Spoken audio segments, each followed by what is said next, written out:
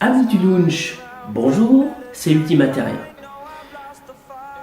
Je te souhaite la bienvenue dans cette section tuto où je vais t'enseigner un combo facile à réaliser qui permet aux plus débutants d'entre nous de maîtriser des techniques au double nunchaku et ainsi de progresser plus rapidement.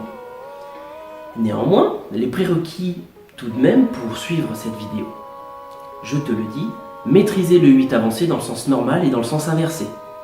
Et maîtriser aussi la double rotation de poignet. Donc, si tu n'es pas très fortiche dans ces deux mouvements, eh bien je t'invite tout simplement à te former. Et j'ai mis 2 liens dans la description de cette vidéo. Voici le combo en question en vitesse réelle. Bon, il a l'air compliqué comme ça, mais c'est la vitesse qui rend difficile à suivre. Et la vitesse, c'est d'ailleurs un effet artistique intéressant pour donner l'illusion du compliqué, alors qu'en réalité, ça n'y est pas. Bon, c'est quoi? On va se poser 5 minutes tranquillement et je vais décortiquer tout ça. Je vais faire 3 parties pour te permettre de l'apprendre tranquillement depuis chez toi. Je vais essayer d'être le plus clair possible.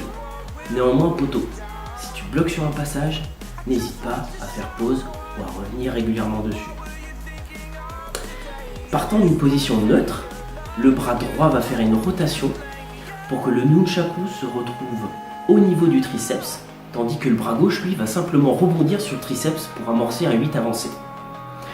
Et pendant que le bras gauche fait son 8 avancé, le bras droit fait des rebonds sous et sur le bras. Et au moment où le bras gauche revient et termine son 8 avancé, le nunchaku droit doit être positionné sur le triceps droit. De cette façon, il pourra faire à son tour le 8 avancé pendant que le nunchaku gauche rebondit sous le bras et puis sur le bras, et ainsi de suite. Dans cet exemple, je fais 2 8 à gauche et 1 à droite.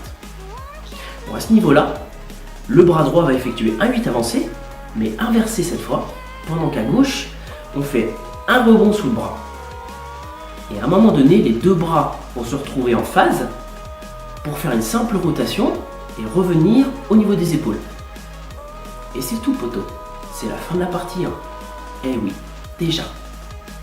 Et pour la partie 2, les deux nunchs vont partir en diagonale vers le bas, rebondir sur l'aine gauche et revenir vers le haut, côté droit, en faisant une rotation simple.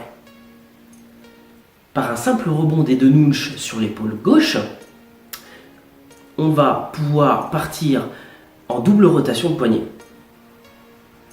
Pour ce faire, le nunch gauche rebondit sur le bras gauche avant d'exécuter un 8 avancé, pendant que le nunchaku droit part directement en rotation de poignet, lui.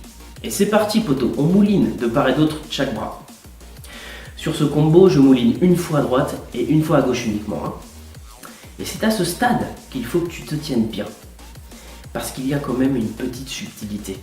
Oui, à ce stade, je suis bien placé pour que le nunchaku droit exécute un 8 glissé en reverse. C'est un terme assez barbare, alors je vais t'expliquer ce que ça veut dire. Alors, ça veut dire que dans la continuité de la rotation de poignet, la corde ou la chaîne va glisser sur le pouce afin de passer de l'autre côté du bras. Et je vais pouvoir ainsi amorcer une rotation sur moi-même. Et dans le même temps, l'autre bras, donc le bras gauche, lui, va se contenter d'effectuer un 8 avancé inversé. Et la fin de mon tour sur moi-même va être ponctuée par un simple flip, un retour des nunchaku en position normale, et je termine ma rotation.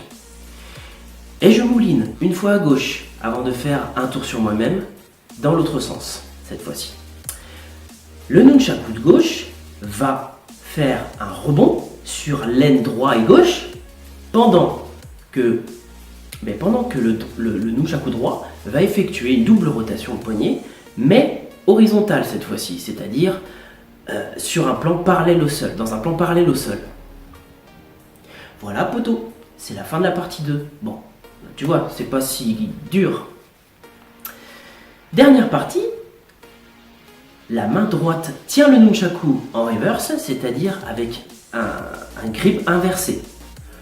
Pour le faire revenir en position normale, je vais lui faire sa rotation en allant tout simplement du côté gauche, comme le montre la vidéo. Le bras gauche, lui, fait un simple rebond sans rotation.